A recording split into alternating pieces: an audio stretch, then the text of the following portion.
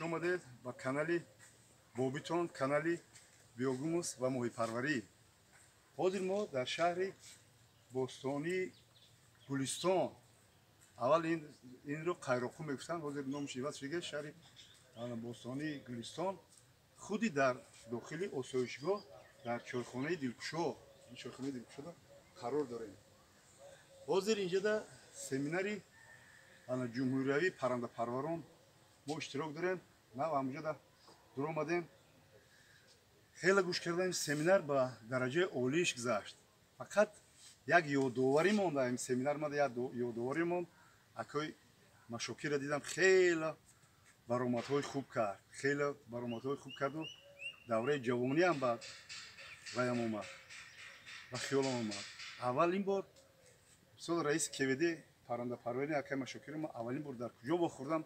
من حاضر در اینجا از فرصت استفاده برده درباره و یک نقل میکنم. خب خیلی جوان بودم. بعد من خواجگی محیط پروری نو تشکیل کردم. حجتاشو گرفتم و تگ کش کردم. به خیسن رفتم وزارت کشاورزی. گفتم برم وزارت کشاورزی خیلی یک نویس میکنم کنه بینم چی گپای. همون دهات زندگی میکردیم. وقت جوان بودیم.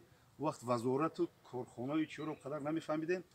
با خیستم خیلی لباسو عوض کردم. همین لباسای نقد پوشیدم، توفلی پوشیدم و با خیستم ایلاوی حوض و رفتم. یک ریش پیش با ترتیب درو آوردم، ریش نداشتم و حال و رفتم فرو آمدم. وقت در وزارت کشاورزی در میدان سامونی بود. من هیکل سامونی در این طرفش بود.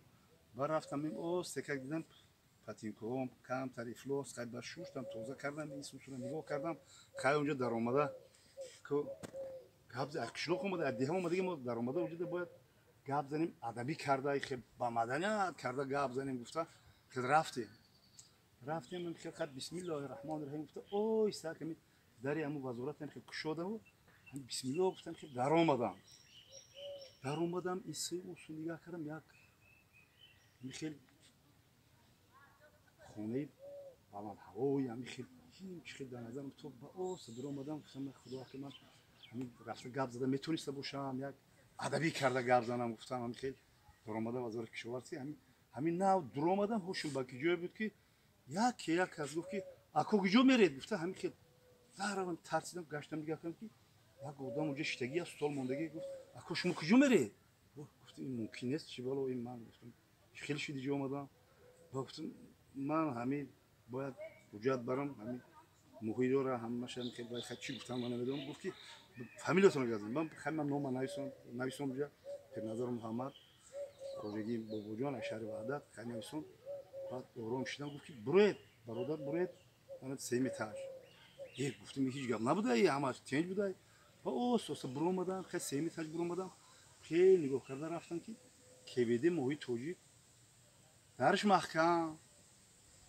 بعد گفتم ای خدا کجا اون درش محکم. بعد ساز گذاشتم گفتم که یک اون کسی میپرسم همین در آورده همین رفتم اون طرف سر رفتیم همین در همین کد کردم در هوی کردم کلا کردم تو کشیده. گفتم که ممکن نیست که همین اکه ما شوکی رو امروز شتگی بگو بدرید برادر ما همین در اومدم برای این اکا همون استولش همین کابینتش خیست همین خیست گو بدرید برای گشته اومد قدیم از زیارت کرد.